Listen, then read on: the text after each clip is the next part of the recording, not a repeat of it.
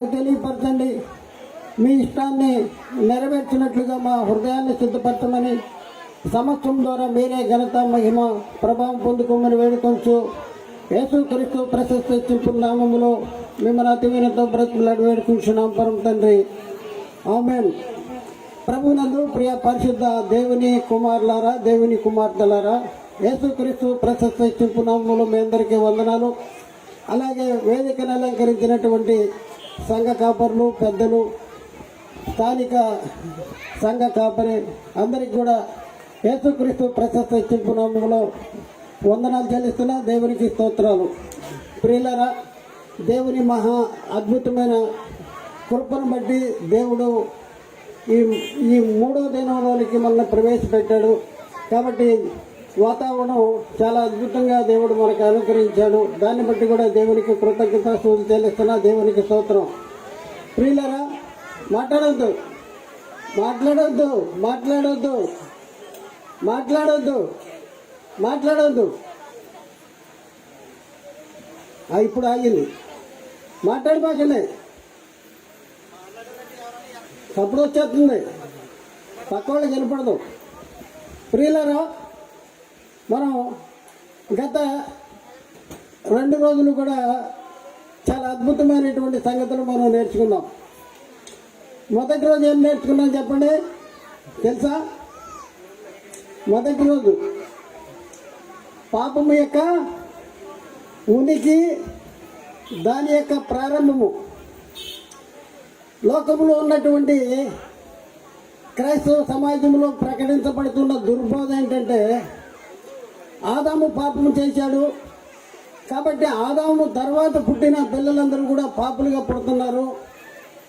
కాబట్టి మనిషి జన్మతః పాపిగానే పుడుతున్నాడు. పాపము చేయకపోయినా కూడా పాపిగానే పుడుతున్నాడు. ఆదాముకి పుట్టిన పిల్లలందరూ కూడా పాపులుగా పుడుతున్నారు అనేసి బైబిల్ చెప్పట్ల, ఈ సాతాను బోధకులు చెప్తున్నారు, దుర్బోధకులు. పాపం యొక్క ఉనికి, దాని ప్రారంభం ఎప్పుడు అనేది మనం మొదటి రోజు నేర్చుకున్నాం. ఎక్కడి నుంచి మొదలైంది అంటే, దేవుడు ఆదాము అనే ఆత్మకు ధరింపజేసిన శరీరం ఏదైతే ఉందో ఆ శరీరంలో పాప స్వభావం ఉంది. మనిషి ఇద్దరు పురుషుల కలయికన్నాం. బాహ్య పురుషుడు, ఆంతర్య పురుషుడు. నేను అంటే ఎవరు? నేను అంటే ఎవరు? బాహ్య పురుషుడా, ఆంతర్య పురుషుడా? ఆంతర్య పురుషుడు. ఆంతర్య పురుషుడు ఎక్కడి నుంచి విడిపోయాడు? దేవునిలో నుండి. దేవునిలో దేవుడైండుగా దేవునిలోంచి విడిపోయి మట్టి బొమ్మలోనికి ప్రవేశపెట్టబడ్డాడు ఆంతర్య పురుషుడు. ఆంతర్య పురుషుడు యొక్క క్యారెక్టర్స్ ఏంటి? ఎలాంటి వాడు అంటే, ఆయన పరిశుద్ధుడు. దేవుడు పరిశుద్ధుడు గనక దేవుడు తన స్వరూపముందు తన పోలిక చొప్పున నరులని చేద్దామన్నాడు. దేవుని స్వరూపంలో వారిని సృజించాడు. దేవుని స్వరూపంలో సృజించింది మట్టి బొమ్మ. మట్టి బొమ్మన దేవుని స్వరూపంలో సృజించింది. ఒకసారి ఆలోచించండి, మట్టి బొమ్మ కాదు. దేవునిలోంచి విడిపోయిన, దేవునిలో దేవుడేళ్ళుగా దేవునిలోంచి విడిపోయిన జీవాత్మ ఎలాంటి గుణ లక్షణాలు కలిగి ఉంటాడు? దేవుడు ఏమంటున్నాడు? నేను పరిశుద్ధుడిని గనుక మీరు కూడా పరిశుద్ధుడిగా ఉండాలి. పరిశుద్ధమైనది దేవుని స్వరూపము, నీ ఆత్మ. అయితే ఈ శరీరం ఎక్కడి నుంచి విడిపోయింది? శరీరము ఎక్కడి నుంచి తీయబడింది? మంటి నుండి తీయబడింది, అంటే ప్రకృతి నుండి తీయబడింది. ఈ ప్రకృతి నుండి తీయబడిన శరీరం యొక్క స్వభావము ఎలాంటిది అంటే, ప్రకృతి చేత లోపరచబడేది, ప్రకృతిని ఆకర్షించేది, జరిగించినటువంటిది, దేవుని ఆజ్ఞను అతిక్రమించేటటువంటిది. అలాంటిదే దేవుడు ఆదాము అనే ఆత్మకు ధరింపజేశాడు. ఆదాము అనే ఆత్మకు ధరింపజేసిన శరీరం ఎలాంటిది? అందులో ఎలాంటి స్వభావం ఉంది? పాప స్వభావం ఉంది. బేసిక్ గా దేవుడు ఆదామును సృజించినప్పుడే ఆదాము అనే ఆత్మకు పాప స్వభావం కలిగినటువంటి శరీరాన్ని ధరింపజేశాడు. ఇది ఇప్పుడున్న పరిస్థితుల్లో ప్రపంచంలో ఉన్న క్రైస్తవులకి బోధకులకి తెలవదు. వాళ్ళు ఏమంటున్నారంటే ఆదాము పాపం చేశాడు కనుక సాతాను ఆదాముకి ఇంజెక్ట్ చేశాడంట పాపాన్ని. అప్పటి నుంచి కూడా పుట్టే పిల్లలందరూ పాపులుగా పుడుతున్నారంట. ఒక ఆయన అంటాడు ఆదాము శరీరంలో పాప స్వభావం ఉందని మీరెలా తెలుసు అని అడుగుతున్నాడు. బోధకుడే, మామూలుడు కాదు, బోధకుడు అడుగుతున్నాడు. మీకు 2 రోజుల నుంచి చెప్పా, దేవుడు ఆజ్ఞను ఎందుకు ఇవ్వాల్సి వచ్చింది ఒకసారి ఆలోచించండి. ఆ ఫలం తినొద్దు అని చెప్పాడు. ఎందుకు చెప్పాడు? శరీరంలో ఎలాంటి స్వభావం ఉంది? పాప స్వభావం ఉంది కనుకనే ఆజ్ఞ ఇచ్చాడు. ఎందుకు తిన్నాడు అని అడుగుతున్నా సూటిగా మిమ్మల్ని. ఎందుకు తిన్నాడు? దేవుడు తినవద్దన్న ఫలాన్ని ఎందుకు తిన్నాడు? శరీరంలో పాప స్వభావం ఉంది కనుకే తిన్నాడు. ఎప్పుడు పాప స్వభావము? తినక ముందు నుంచి ఉంది, అందుకనే తిన్నాడు. ఒకసారి ఆలోచించండి. అంటే శరీరంలో పాప స్వభావము ఉంది. అంటే మనిషి పుట్టుకతో పాపి కాదు. అంటే పాప స్వభావం ఉంది కదా అయ్యగారు. ఒక ఆయన అంటాడు, అయ్యగారు పాప స్వభావం ఉంది కదా, పాప స్వభావం ఉన్న శరీరంలో మరి ఆత్మ, పరిశుద్ధమైన ఆత్మ ఉంటే ఈ ఆత్మకి పాపం ఆరోపించబడదా అని అంటున్నాడు. పాపం ఆరోపించబడదు. పాప స్వభావం కలిగిన శరీరము ధరించుకున్న ఆత్మ పై పాపం ఎప్పుడు ఆరోపించబడుద్ది అంటే ఆ ఆత్మ ధరించుకున్న శరీరం ఎప్పుడైతే ఆజ్ఞను అతిక్రమిస్తుందో అప్పుడు ఈ ఆత్మకు పాపము ఆరోపించబడుద్ది. ఆదాముకు కూడా మనం పరిశీలన చేస్తే ఆజ్ఞను అతిక్రమించేంత వరకు ఆదాము దేవుని కుమారుడుగా ఉన్నాడు, పరిశుద్ధుడిగా ఉన్నాడు, నీతిమంతుడిగా ఉన్నాడు, పరలోక పౌరసత్వం కలిగి ఉన్నాడు, దేవుని కుమారత్వాన్ని కలిగి ఉన్నాడు, పరలోక పౌరసత్వాన్ని కలిగి ఉన్నాడు. ఎప్పుడైతే దేవుని ఆజ్ఞను అతిక్రమించాడో నిశ్చయంగా చనిపోతూ ఉన్నాడు. దేవునికి మరి ఆదాము ఆత్మకు మధ్యలో ఎడబాటు. మీకును దేవునికి మీ పాపాలు అడ్డుగా ఉన్నాయి. ఒకసారి ఆలోచించండి. మరి మనం ఇప్పటి వరకు విన్న బోధ ఏంటి? మనం ఇప్పటి వరకు ఏ బోధ అంటున్నాం?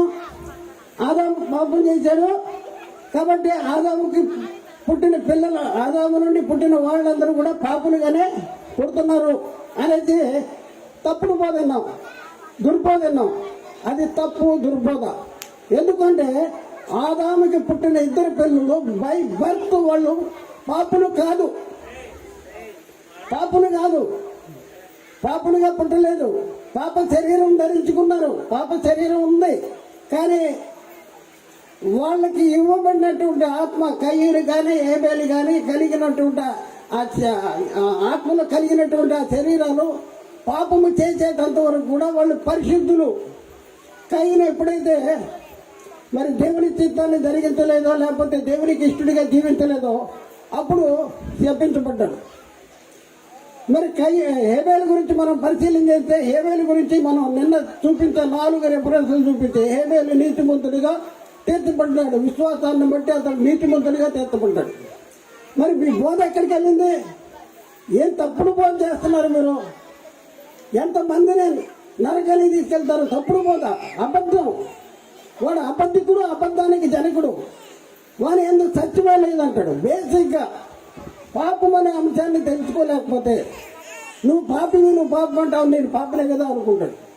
నువ్వు పాపివి కాదు, నువ్వు మహోన్నతుడు, మహోన్నతు నుండి విడిపోయిన వాడు, సర్వోన్నతు నుండి విడిపోయిన వాడు. అంత మహిమ కలిగితే అంత విలువైనది. ఈ లోకంలో నీవైన ఆత్మకు, మనమై ఉన్న ఆత్మకు దానికి విలువ కంటే మరొకటి ఏది కూడా లేదు. సర్వ లోకం కూడా త్రాసులో పక్కన పెడితే, నీవైన ఆత్మ పక్కన పెడితే, నీవైన ఆత్మ యొక్క విలువే మరువే ఎక్కువ ఉంటుంది. అంత విలువైంది. కాబట్టి ప్రియులను ఒకసారి ఆలోచించింది. మనిషి జన్మత పాప కాదా? మరి బోధండి ఇలా చేస్తున్నారు, పాపం తెలవకే చేస్తున్నారు. అర్థమైందా? తెలవక చేస్తున్నారు. ఎందుకంటే వాళ్ళకి వాళ్ళు మంచోళ్ళే, వాళ్ళకి నేర్పిన వాళ్ళు మంచోళ్ళు కాదు. మరి వాళ్ళకి నేర్పిన వాళ్ళు మంచోళ్ళు కాదు, వాళ్ళకి నేర్పిన వాళ్ళు మంచోళ్ళు కాదు. ఎక్కడి నుంచి వస్తుంది? మొదటి నుంచి వస్తుంది. ఇది దుర్బోధ, సాతాను బోధ. సాతాను తానే వెలుగుదూత వేషము ధరించుకుని ఉన్నాడు, వారి పరిచారకుల నీతి పరిచారకుల వేషము ధరింపజేసి ఉన్నాడు. ఇది ఆశ్చర్యము కాదు. బైబిల్ ఒకటి చెప్తుంటే వీళ్ళు ఒకటి చెప్తున్నారు. నిన్నే నేర్చుకున్నాం చెప్పండి. పరిశుద్ధ వివాహం ద్వారా జతపరచబడిన దంపతుల దాంపత్య జీవితం ద్వారా పుట్టినటువంటి పిల్లల పాపులు కాదు అని చెప్పాం. అవునే కదా? మరి ఆ పిల్లల మీద పాపం ఎప్పుడు ఆరోపించబడుద్ది? ఆ పిల్లల మీద పాపం ఎప్పుడు ఆరోపించబడుద్ది అంటే వయసు పాలు తాగువాడు శిశువే కనుక నీతి వాక్య విషయంలో అనుభవం లేని వాడే ఉంటాడు. అయితే వయసు వచ్చిన వారు అభ్యాసం చేత మేలు కీడులను వివేచించడానికి సాధకము చేయబడినటువంటి జ్ఞానేంద్రియాలు కలిగిన వారు కనుక వాళ్ళు బలమైన ఆహారానికి తగునట్టు. అంటే మేలు కీడులను వివేచించడానికి సాధకము చేయబడిన జ్ఞానేంద్రియాలు కలిగి ఉన్నప్పుడు వాళ్ళు చేస్తే వాళ్ళ శరీరము తప్పు చేస్తే వాళ్ళ ఆత్మ మీద పాపం ఆరోపించబడుతుంది. అప్పటి వరకు వాళ్ళు పాపులు కాదు. పుట్టిన పిల్ల పాపుడు కాదు. కాబట్టి ప్రియులారా, మరి పాప స్వభావం ఉంటుంది శరీరంలో. నేను అంటే ఎవరు? శరీరమా? చెప్పండి. శరీరంలో పాప స్వభావం ఉంటే పాపే కదండి అంటాడు. పాప ఎప్పుడు అవుతాడు? ఆజ్ఞ అతిక్రమించినప్పుడు. పాపము చేయి ప్రతివాడు ఆజ్ఞను అతిక్రమించును, ఆజ్ఞ అతిక్రమమే పాపము. ఆజ్ఞ అతిక్రమించాలి. పిల్లలు అప్పుడే పుట్టిన పిల్లలు పాపలు అంటున్నారు. ఒకసారి ఆలోచించండి. అయితే చాలా జాగ్రత్తగా మనం ఆలోచించాలి. 2 రోజులు చాలా స్పష్టంగా మనం నేర్చుకున్నాం. ఆదాము చేసిన పాపమును బోలిన పాపము చేయని వారి మీద కూడా మరణము ఏలునానుంది. మనోళ్ళు మింగేస్తున్నారు. బోలిన పాపం అనేది మింగేస్తున్నారు. ఆదాము పాపం చేశాడు, తర్వాత వారు కూడా పాపం చేశారు. కానీ తర్వాత వారు ఆదాము బోలిన పాపం చేయలేదు. బోలిన పాపము చేయని వారి మీద ఆదాము బోలిన పాపము ఎలా చేయగలరు వీళ్ళు? ఆదాముకి ఇచ్చిన ఆజ్ఞ వేరు, ఆదాము చేసిన అతిక్రమం వేరు. అలాంటి అతిక్రమం వీళ్ళు ఎలా చేయగలరు? కాబట్టి బోలిన పాపం చేయలేదు వీళ్ళందరూ, వీళ్ళు చేశారు. కాబట్టి ప్రియులారా, ఒకసారి ఆలోచించండి. ఇప్పుడు మనం 3వ రోజు క్లాస్కి వెళ్దాం. 3వ రోజు చాలా జాగ్రత్తగా మనం ఆలోచించాలి. మనం ఎన్ని చెప్తున్నా ఎన్ని చేస్తున్నా వాళ్ళు మనిషి జన్మతో వాళ్ళ మనసులో ఒకటి తొలుగుతూ ఉంటుంది. కుమ్మరి పురుగు ఉంటుందా? అది ఏం చేస్తుంది? తొలుగుతూ ఉంటుంది అంతా. అలాగే వాళ్ళ మనసులో తొలుగుతూ ఉంటుంది. ఏంటంటే వాళ్ళు ఇప్పటి వరకు విన్నాయి తప్పు అని బైబిల్ చెప్తూ ఉంటుంటే వాళ్ళు ఒప్పుకుంటానికి కొద్ది కష్టంగా ఉంటుంది. ఒప్పుకోవాలి. ఒప్పుకోకపోతే ఏమవుతారు చెప్పండి? ఒప్పుకోకపోతే అంతే ఫినిష్. ఇది సత్యము అయితే ఒప్పుకోకపోతే ఫినిష్ అవుతారు. కాబట్టి ప్రియులారా, ఈరోజు మనం నేర్చుకునే అంశము, ఈరోజు మనం ఏమైనా అంశం నేర్చుకుంటాం. మొదటి అంశము, 2వ అంశం, 3వ అంశం. 3 అంశాలు నేర్చుకోవాలి. మరి మీరు ఎంత బాగా వింటారో మీరు ఆలోచించండి. తండ్రులు చేసిన పాపము, తండ్రులు పాపము చేయటం ద్వారా పిల్లలు పాపులుగా పుడతారా? తండ్రులు పాపం చేయటం ద్వారా పిల్లలు పాపలుగా పుడతారు. అంటే తండ్రులు పాపం చేస్తుంటే తండ్రులు భార్యాభర్తలు కలిగి పాపం అనే ఆ పాపం చేయటం ద్వారా పుట్టిన పిల్లలు పాపులుగా పుడతారు అనేసి చెప్తున్నారు. దానికి చెప్పడానికి వాళ్ళు చూపించే వచనము మనం పరిశీలన చేస్తే, వాళ్ళు చూపించే వచనము అక్కడ కీర్తన గ్రంథము 51:5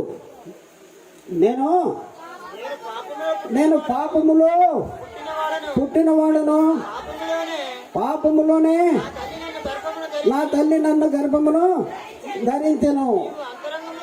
చాలండి. ఏమంటున్నాడు? ఎవరు అంటున్నారు ఈ మాటలు? దావీదు మహారాజు గారు అంటాడు, నేను పాపములో పుట్టినవాడను, పాపములోనే నా తల్లి నన్ను గర్భము ధరించెను అనేసి బైబిల్లో చాలా చాలా చాలా స్పష్టంగా ఉంది. కానీ మన వాళ్ళు ఏం చేస్తున్నారంటే వాళ్ళ బుర్రలో ఉన్న దానికి కోయిన్సైడ్ అవట్లా. అందుకనే దీన్ని మార్చేస్తున్నారు. ఎలా మారుతున్నారంటే, దావీదు నేను పాపములో పుట్టినవాడను, పాపములోనే నా తల్లి నన్ను గర్భము ధరించినని దావీదు గారు చెప్తా ఉంటుంటే, మనోళ్ళు ఏం చెప్తున్నారంటే దావీదు పాపముతో పుట్టాడు, పాపంతోనే తల్లి గర్భము ధరించిందని చెప్తున్నారు.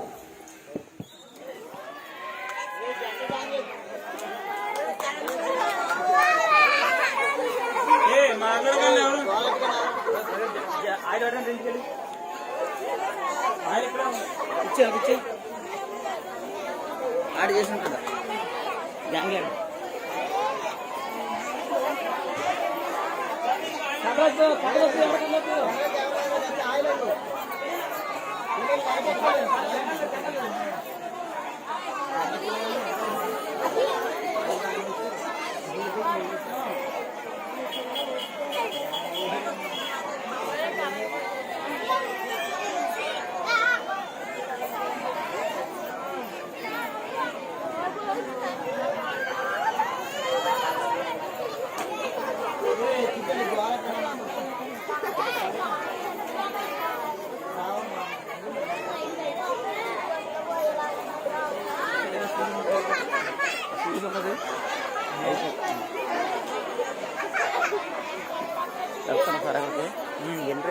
బండి ఉంటే మన టైం పంపించాలి ఒకసారి అలాగేస్తారు పైకి లాగేస్తారు ట్రాన్స్ఫార్మర్ ఏది ట్రాన్స్ఫార్మర్ కదా ట్రాన్స్ఫార్మర్ అక్కడ అది బావరావు గారు గారపడి బావరావు అది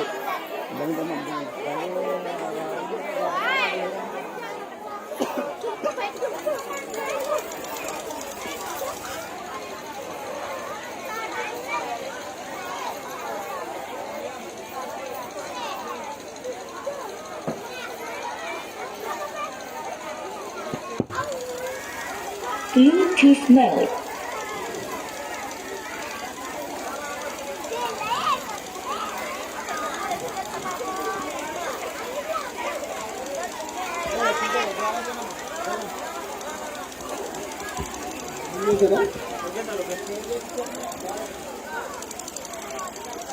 ప్రియులారా, చాలా జాగ్రత్తగా ఆలోచించండి.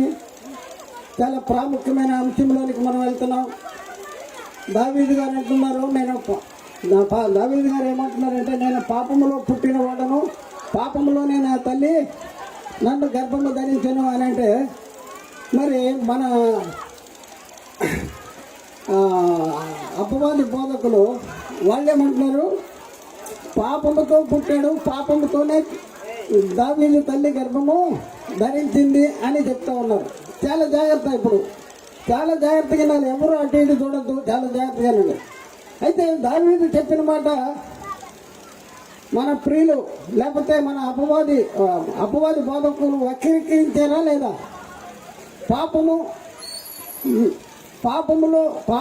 నేను పాపములోనే పుట్టినవాడను, పాపములోనే నా తల్లి గర్భము ధరించిందంటే దావీదు పాపంతో పుట్టాడండి అంటున్నారు. ఇది నిజమేనా అంటే నిజం కాదు. దావీదు చెప్పిందే నిజం. దావీదు కరెక్ట్ చెప్పాడు. దావీదు ఏం చెప్పాడు చూడండి, దావీదు ఏం చెప్పాడు, పాపములో పుట్టినవాడను అని దావీదు చెప్తున్నాడు. అయితే పాపములో పుట్టినవాడను అంటే ఎలా అర్థం చెప్పాలి అనేది మన వాళ్ళకి అర్థం కావట్లా. ఎందుకంటే బైబిల్ క్షుణ్ణంగా చదవలా పాపం వీళ్ళు. బైబిల్లో దావీదు జీవించిన కాలంలో ధర్మశాస్త్రం అనేది అమల్లో ఉంది. అయితే మన వాళ్ళకి ధర్మశాస్త్రము గురించినటువంటి సంపూర్ణ అవగాహన లేకపోవటం వలన తప్పుడు బోధ చేశారు ఇప్పటి వరకు. అయితే గమనించండి ప్రియులారా, మరి వాస్తవానికి పాపములో పుట్టడం అంటే అర్థమేంటి? పాపములో పుట్టడం అంటే అర్థమేంటి? ఇది మన అర్థం. పాపములో పుట్టాడంటే ఏంటి, ఎలా మనం అర్థం చేసుకోవాలి? పాపంతో పుట్టాడంటే మేము మనిషి జన్మతా పాపం అని మేము అంటున్నాం కనుక అది మేము పాపంతో పుట్టాడు అనేసి మేము వక్రీకరించాము.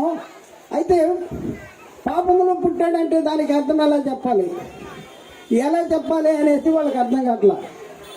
ప్రియులారా, చాలా జాగ్రత్తగా ఆలోచించండి. పాపములో పుట్టడం అంటే అర్థమేంటి అంటే, దావీదు దావీదును తన తల్లి గర్భము ధరించిన కాలంలో లోకంలో ఏముంది? పాపముంది. దావీదును తన తల్లి కన్న కాలంలో ఏముంది? దావీదు పుట్టిన కాలానికి లోకములో పాపముంది. లోకములో పాపముండగా ఆ పాప లోకములో నా తల్లి నన్ను గర్భము ధరించింది అని అంటున్నాడు.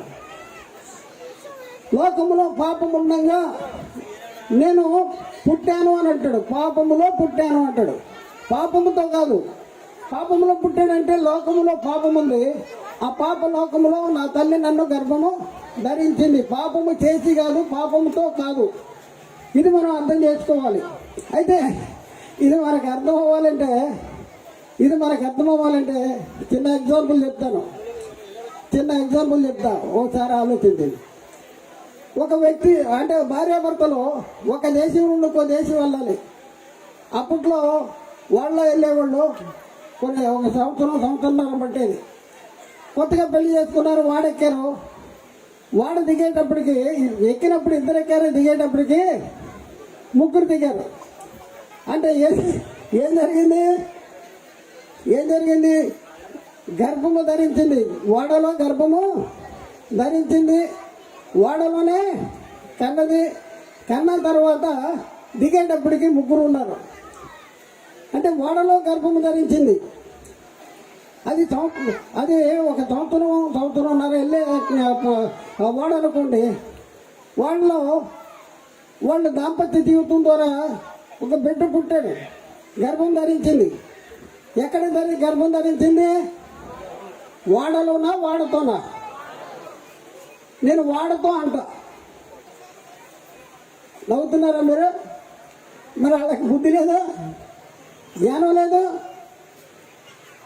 పాపంతో అంటే పాపములు అంటే పాపంతో అంటున్నారు. మీరే నవ్వుతున్నారు. దావీదుని తల్లి ఎక్కడ కన్నదంటే పాపములో కంది, పాపముతో కాదు. ఆ బిడ్డ ఆ తల్లిని అడిగితే, అమ్మ మీ బిడ్డని నువ్వు ఎప్పుడు గర్భం ధరించావంటే నేను వాడలో గర్భం ధరించానని అంటుంది. వాడలో గర్భం ధరించిందా? వాడతో గర్భం ధరించిందా? అయ్యా బాబు నువ్వు ఎక్కడ పుట్టావంటే నేను వాడలో పుట్టానంటాడు. వాడలో పుట్టావా వాడతో పుట్టావా? అంటే వాడలో అంటానికి వాడతో అంటానికి డిఫరెంట్ మీకు అర్థమైంది. అయితే మన వాళ్ళకి పాపములో పుట్టాడంటానికి పాపముతో పుట్టాడంటానికి అర్థము అవ్వట్లేదు, అర్థం తెలియదు, అర్థం అవ్వట్లేదు. ఏదో ఒకటి మన నెత్తిని రుద్దుతున్నారు ఆ అసత్యాన్ని. దావీదు 100% కరెక్టే చెప్పాడు, కానీ మనము అర్థం చేసుకుంటూనే లోపము. ఇది ఎక్కడి నుంచి జరుగుతుందంటే ఇప్పుడు బేసిక్గా ఇప్పుడున్న ఆ చిన్న బోధకుల్ని వాళ్ళేం మనమేం తప్పట్లా. ఎందుకంటే వాళ్ళు బేసిక్గా బైబిల్ చదివి మనకు బోధ చేస్తలా, ఎవరో నేర్పిన బోధన మనకి చెప్తూ ఉన్నారు. కాబట్టి ప్రియులను ఆలోచన నేర్చుకోవాలి. బైబిల్ చదవాలి, బైబిల్ చదివి అర్థం చేసుకోవాలి. దావీదు ఏ కాలంలో ఆ మాట మాట్లాడాడు? ఆ కాలంలో పాపములో పుట్టడం అంటే ఏంటి? ఇదంతా కూడా మనం అర్థం చేసుకోవాల్సిన అవసరము ఉంది. కాబట్టి ప్రియులను ఒకసారి ఆలోచించండి. సాతాను మన ఏం చేస్తున్నాడు? మోసము చేస్తూ ఉన్నాడు. పాపం అనేది చాలా భయంకరమైనది. పాపం అనేది మనం దేవుని నుండి ఎడబాపు చేసేది. మన జీవించిన కాలంలో పాపము నుండి విముక్తి పొందితేనే తప్ప మనం పరలోకానికి వెళ్ళలేము, నిత్య నరకానికి వెళ్ళిపోయేటటువంటి పరిస్థితి ఉంది. అలాంటి భయంకరమైనటువంటి నిత్య నరకానికి తీసుకువెళ్ళటానికి కారణం ఎవరంటే పాపము. మరి అలాంటి పాపము గురించి మనం తెలుసుకోలేకపోతే మరి మన పరిస్థితి ఏంటి ఒకసారి ఆలోచించండి. మరి దావీదు అన్న మాటనే ఇంత వక్రీకరించేటటువంటి పరిస్థితి మనం చూస్తూ ఉన్నాం. అయితే దావీదు ఎక్కడ పుట్టాడని చెప్పాము? పాపములో పుట్టాడు. పాపములో పుట్టమంటే ఏంటని అర్థం చెప్పాము. ఇప్పుడు దావీదు పుట్టేటప్పటికే లోకములో పాపం ఉంది, లేక దావీదును తన తల్లి గర్భము ధరించేటప్పటికే లోకములో పాపం ఉంది. అయితే దావీదు పాపములో పుట్టిన వాడును అని ఎందుకు చెప్పాడు? అది తెలుసుకోవాల్సిన అవసరం ఉందా? పాపములో పుట్టినవాడిని అని అంటున్నాడు. పాపంలో పుట్టినవాడు అంటే ఏంటి? ఎందుకు దావీదును తన తల్లి గర్భము ధరించే కాలానికి మరి లోకంలో పాపం ఎందుకుంది? దావీదు ఆ పాప లోకంలో ఎందుకు పుట్టాడు? ఎలా పుట్టాడు? ఏంటి? ఇదంతా మనం తెలుసుకోవాల్సినటువంటి అవసరము మనకి ఉంది. అయితే ప్రియులారా, దావీదు గర్భము ధరించేటప్పటికే ఇశ్రాయేలీయులకి ఒక చట్టము అమల్లో ఉంది. దావీదు జీవించిన కాలానికి ఇశ్రాయేలీయులకి లేక యూదులకి ఇద్దరు ఒకటే. వాళ్ళకి ఒక చట్టాన్ని దేవుడు ఇచ్చాడు. దేవుడు మోషే ద్వారా ఇశ్రాయేలీయులకు ఒక చట్టం ఇచ్చాడు. ఏంటా చట్టము? ఆ చట్టం ఏంటి చెప్పండి?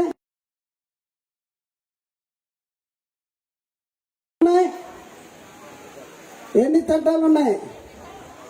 2 చట్టాలు ఉన్నాయి.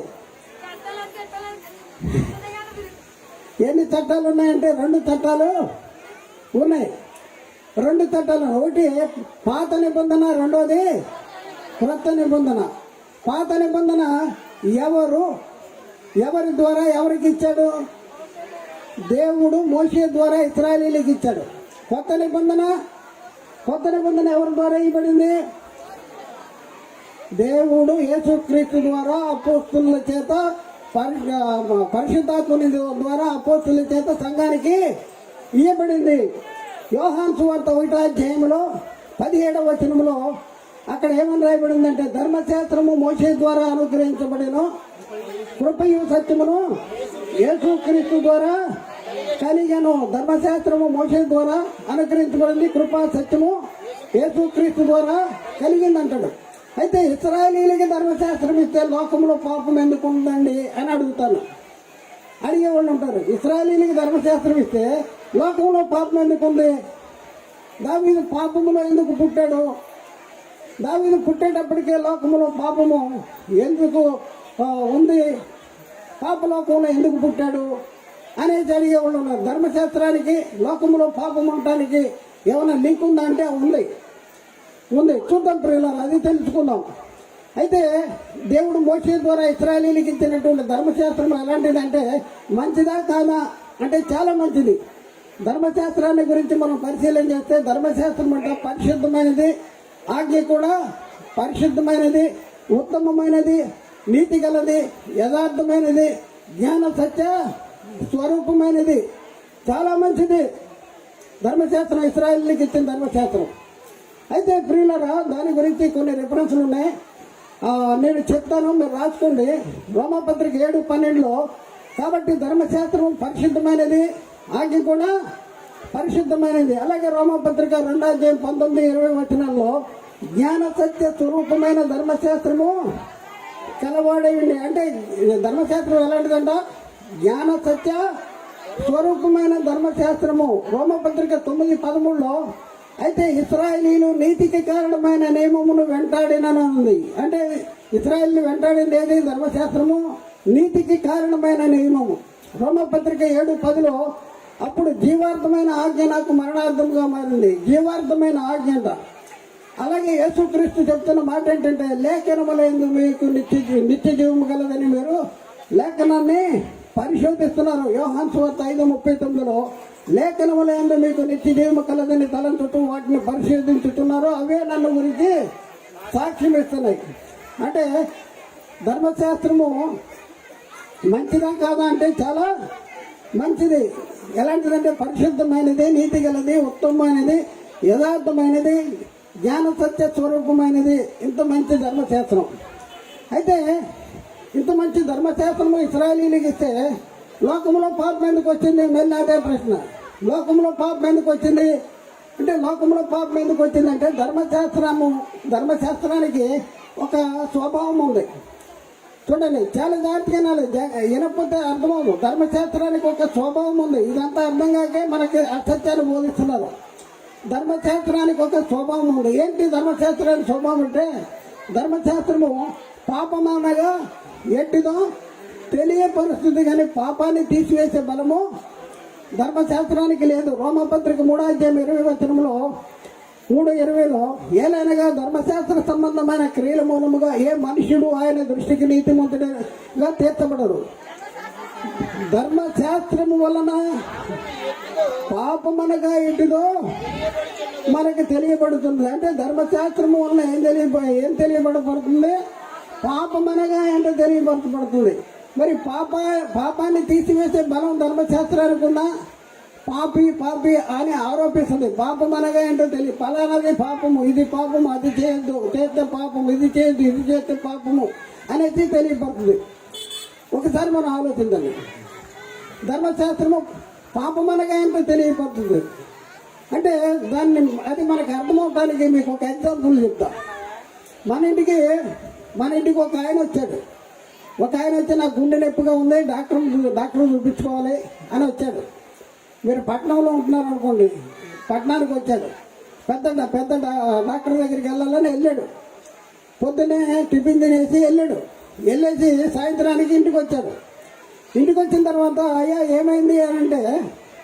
ఏమైందంటే ఆయన ఏం చెప్పాడు డాక్టర్ గారు ఎక్స్రే తీశారండి.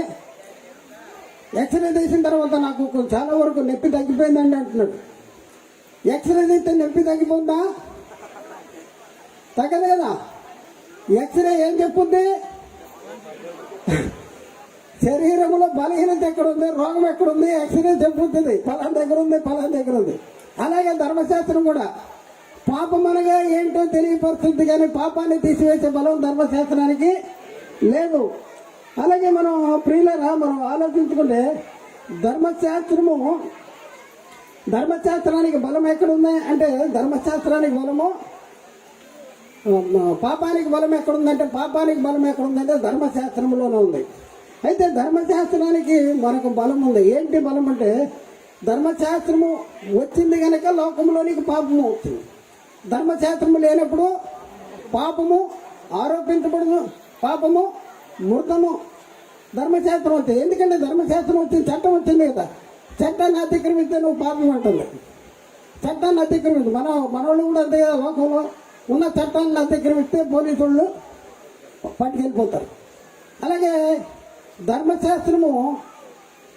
ధర్మశాస్త్రానికి ఉన్న బలం ఏంటంటే ధర్మశాస్త్రము వచ్చింది కనుక పాపము లోకంలో ఉంది. ఎక్కడుంది? రోమపత్రిక 5:13 ఏలైనగా ధర్మశాస్త్రము వచ్చింది కనుక పాపము లోకములో ఉండేది, కానీ ధర్మశాస్త్రము లేనప్పుడు పాపము ఆరోపించబడదు. ధర్మశాస్త్రం లేకపోతే పాపం ఆరోపించబడదు. చట్టం వస్తేనే అతిక్రమిస్తేనే పాపము. అలాగే రోమా 4:15 ఏలైనగా ధర్మశాస్త్రము ఉగ్రతను పుట్టించును. ధర్మశాస్త్రము లేని ధర్మశాస్త్రము వచ్చింది కనుక అతిక్రమం ఉంది. ధర్మశాస్త్రము లేని అతిక్రమమే ఉండదు. అయితే ప్రియులారా ఒకసారి ఆలోచించండి. ధర్మశాస్త్రము ఉన్న స్వభావం ఏంటంటే పాపం అంటే ఏంటో తెలియపరుస్తుంది. అయితే ఇక్కడ మనం పరిశీలన చేస్తే ధర్మశాస్త్రము ఉంటే ఏముంటుందంట? అతిక్రమం ఉంటుంది. అతిక్రమం ఉంటే ఏముంటుందంట? పాపం ఆరోపించబడుతుంది. పాపం వల్ల వచ్చే జీతం ఏంటి? మరణము. పాపం వల్ల వచ్చే జీతము మరణము. అయితే పాపము అయింది. అయితే నువ్వు పాపివని చెప్తా ఉంది ధర్మశాస్త్రం. అతిక్రమిస్తే మళ్ళీ చేస్తే పద్దగా చేస్తే ఏం చేస్తుంది ధర్మశాస్త్రం? చెప్పండి. ధర్మశాస్త్రము అపరాధాలు విస్తరించినట్టు ధర్మశాస్త్రము ప్రవేశించింది. ఎందుకంటే నువ్వు పాపం చేస్తే నువ్వు పాపివి అని ఆరోపించేస్తుంది. రోమపత్రిక 5:20 రోమపత్రిక 5:20 మరియు అపరాధములు విస్తరించినట్లు ధర్మశాస్త్రము ప్రవేశించెను. చాలండి. అపరాధాలు విస్తరించినట్లు ధర్మశాస్త్రం అపరాధాలు విస్తరిస్తున్నాయంట. అంత మాత్రమే కాక ఆజ్ఞ మూలముగా అత్యధికమైన పాపము అవుతుందంట. అత్యధికమైన పాపం. ఎందుకంటే పాపం చేస్తే నువ్వు పాపం చేస్తే పాపి. అత్యధికమైన పాపం అనేది కూడగట్టుకునేటటువంటి పరిస్థితి ఉంది. చూద్దాం ఆ మాటలో. రోమపత్రిక 7:13 ఉత్తమమైనది నాకు మరణకరమైన అట్లనే రాదు. అయితే పాపము ఉత్తమమైన దాని మూలముగా నాకు మరణము కలుగజేయచ్చు. పాపమైనట్టు అగపడు నిమిత్తము అనగా పాపము ఆజ్ఞ మూలముగా అత్యధిక పాపముకు నిమిత్తము అది నాకు మరణకరమాయను. చూడండి ప్రియులరా, పాపమైనట్లు అగుపడి నిమిత్తము. పాపం చేస్తే నువ్వు పాపం ఉంటుంది, పాపం చేస్తే పాపం ఉండదు. అంటే పాపముకు నిమిత్తము అనగా ఆజ్ఞ మూలముగా అత్యధికమైన పాపముకు నిమిత్తము అది నాకు మరణకరమైంది. మరి మంచిదేనా కాదా? ధర్మశాస్త్రం చాలా మంచిది, చాలా మంచిది. కానీ దానికి ఏంటో స్వభావం ఉంది, పాపం తీసివేసే బలం లేదు. మరి పాపం చేస్తే ఏమవుతుంది? అత్యధికమైన పాపం అయ్యేటటువంటి పరిస్థితి ఉంది. అయితే పాపము లోకంలోనికి వచ్చింది. ఎందుకు వచ్చింది పాపము? లోకంలోనికి ఎందుకు వచ్చింది చెప్పండి? పాపము లోకంలోనికి ఎందుకు వచ్చింది? ధర్మశాస్త్రము అమల్లో ఉంది కనుక పాపము లోకంలోనికి వచ్చింది. ధర్మశాస్త్రము లేనప్పుడు పాపము ఆ మృతము లేకపోతే ఆరోపించబడదు. అయితే ధర్మశాస్త్రము అమల్లో ఉంటే లోకంలో పాపం ఎందుకు వచ్చింది? ఈ సత్యాన్ని మనం తెలుసుకోవాలంటే ముందుగా ధర్మశాస్త్రమును అనుసరించు వారికి ధర్మశాస్త్రము ఏమై ఉంది, అలాగే ధర్మశాస్త్రాన్ని అతిక్రమించు వారికి ధర్మశాస్త్రం ఏమై ఉంది, అలాగే ధర్మశాస్త్రము కలిగి ఉన్న ఇశ్రాయేలీయులు ధర్మశాస్త్రాన్ని మరి అనుసరించారా అతిక్రమించారా? చూడండి, ధర్మశాస్త్రాన్ని అనుసరించి ఏం జరుగుద్ది, ధర్మశాస్త్రాన్ని అతిక్రమించి ఏం జరుగుద్ది? అయితే ధర్మశాస్త్రం ఎవరికి ఇచ్చారన్నాం? ఇశ్రాయేలీయులకు ఇచ్చారు. మరి ధర్మశాస్త్రము కలిగి ఉన్న పొందుకున్న ఇశ్రాయేలీయులు ధర్మశాస్త్రాన్ని అతిక్రమించారా అనుసరించారా? ఇది మనం ఆలోచిస్తే ధర్మశాస్త్రము అనుసరించే వారికి ధర్మశాస్త్రము మంచిదే. ధర్మశాస్త్రము అనుసరించే వారికి ధర్మశాస్త్రం ఏమై ఉందంటే చాలా మంచిది.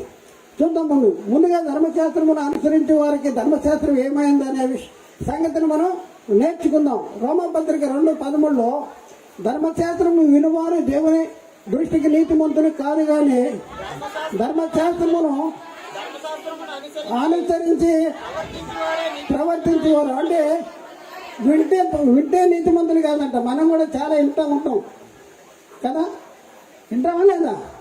అయ్యగారులు చెప్తా ఉంటే వింటూ ఉంటాం, కానీ అనుసరిస్తామా? ధనం వినేవాళ్ళే నీతిమంతులు కాదంట, అనుసరించి ప్రవర్తించే వాళ్ళే నీతిమంతులు. అంటే ధర్మశాస్త్రాన్ని అనుసరిస్తే ఏమవుతుంది? నీతిమంతులుగా తెచ్చబడతారు. రోమపత్రిక 2:13 ధర్మశాస్త్రం వినువారు. రోమపత్రిక 10:5 రోమపత్రిక 10:5 ధర్మశాస్త్ర మూలముకు నీతిని నెరవేర్చేవాడు దాని వలననే జీవించును. ధర్మశాస్త్ర మూలముకు నీతిని నెరవేర్చేవాడు దాని వల్లనే జీవిస్తాడంటాడు.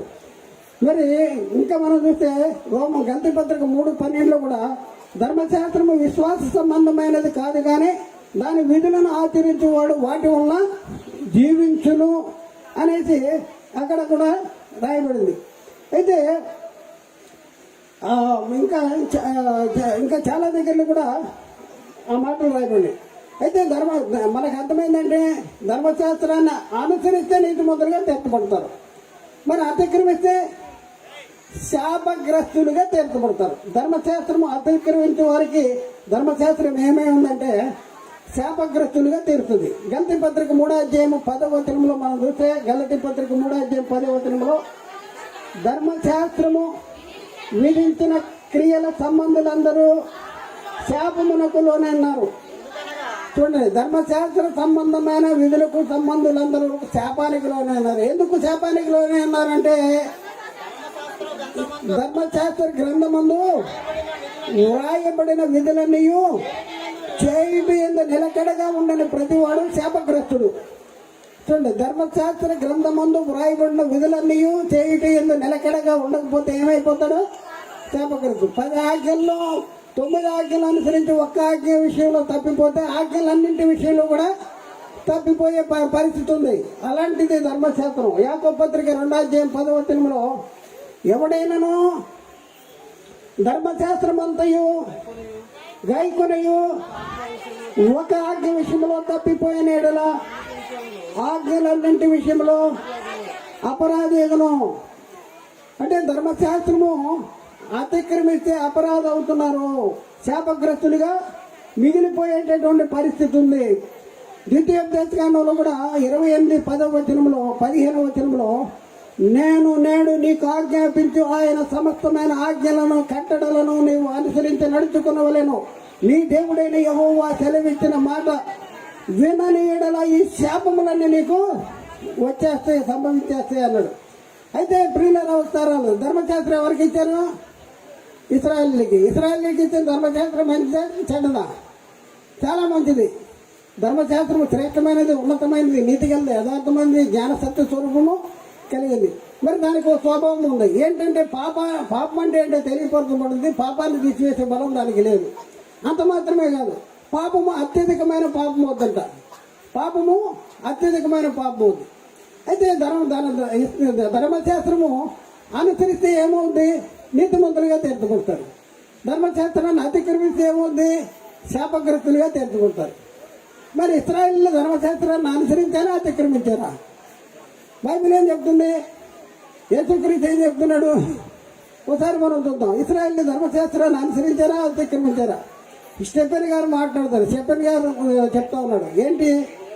అపోస్తల కార్యం 7:53 వచనంలో దేవదూతల ద్వారా నియమించబడిన ధర్మశాస్త్రమును మీరు పొందితిరిగానే దానిని గైకొనలేదు. అపోస్తల కార్యం 7:53 వచనం. దేవదూతల ద్వారా నియమించబడిన ధర్మశాస్త్రాన్ని మీరు పొందితిరిగానే దాన్ని గైకొనలేదు అనేసి చెప్తా ఉన్నాడు. ధర్మశాస్త్రాన్ని గైకొన్నారా? గైకొనలేదు. యేసుక్రీస్తు చెప్పిన మాట ఏందమ్మా?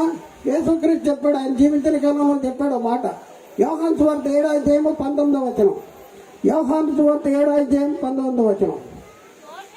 మోషే మీకు ధర్మశాస్త్రము ఇయ్యలేదా?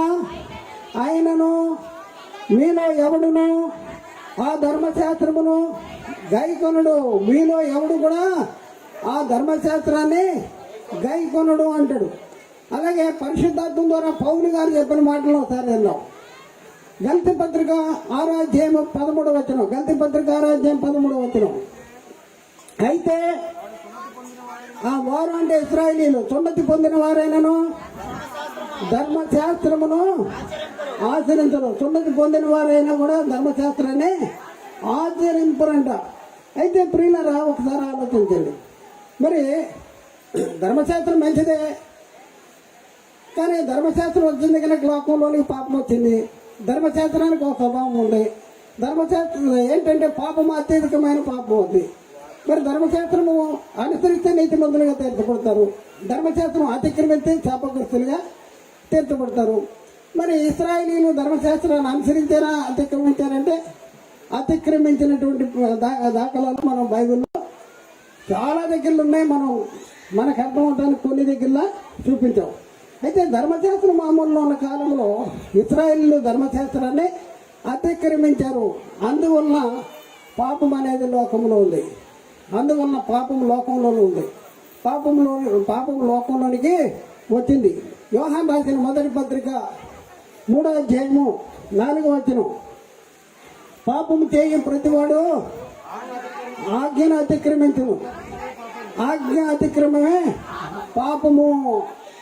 పాపం చేసే ప్రతివాడు ఏం చేస్తాడు? ఆజ్ఞ అతిక్రమిస్తాడు. చూడండి, పాపము ఆజ్ఞ అతిక్రమిస్తే పాపం అనేది ఆరోపించబడుతుంది. కాబట్టి పాపం చేసే ప్రతివాడు ఏం చేస్తాడంటే ఆజ్ఞ అతిక్రమిస్తాడు. అయితే ఇశ్రాయేలు ఆజ్ఞ అతిక్రమించారు. ఏమవుతారు? ఆజ్ఞ అతిక్రమించిన వాళ్ళు శాపగ్రస్తులుగా తీర్చబడతారు. రోమాపత్రిక 3:23. ఏ భేదము లేదు, అందరూ పాపము చేసి దేవుడు అనుగ్రహించి మహిమను పొందలేకపోతున్నారు. ఏ భేదం లేదంట. అందరూ కూడా పాపము చేసి, చూడండి ఇదే అండర్లైన్ చేసుకోవాలి, అందరూ పాపము చేసి దేవుడు అనుగ్రహించి మహిమను పొందలేకపోతున్నారు. రోమపత్రిక 5:12 వచనం. ఇట్లుండగా ఒక మనుషుని ద్వారా పాపము ద్వారా మరణము లోకములోనికి ఎలాగో ప్రవేశించను, అలాగే ఇది అర్థం చేసుకోవాలి. అలాగే మనుషులందరూ ఏమి చేసినందున, పాపము చేసినందున మరణం అనేది అందరికీ సంప్రదాయం. అంటే పాపం చేశారు. ఇశ్రాయేలు ఎవరు కూడా అనుసరించట్లేదు. అందరికీ పాపం చేస్తడం వలన అందరికీ మరణము సంప్రాప్తమైంది. కాబట్టి లేఖనము అంటే ధర్మశాస్త్రము ఏం చేసిందంటే లేఖనము అందరినీ పాపములో బంధించింది. లేఖనము అందరినీ పాపములో బంధించింది. లోకములోనికి పాపం వచ్చేసింది.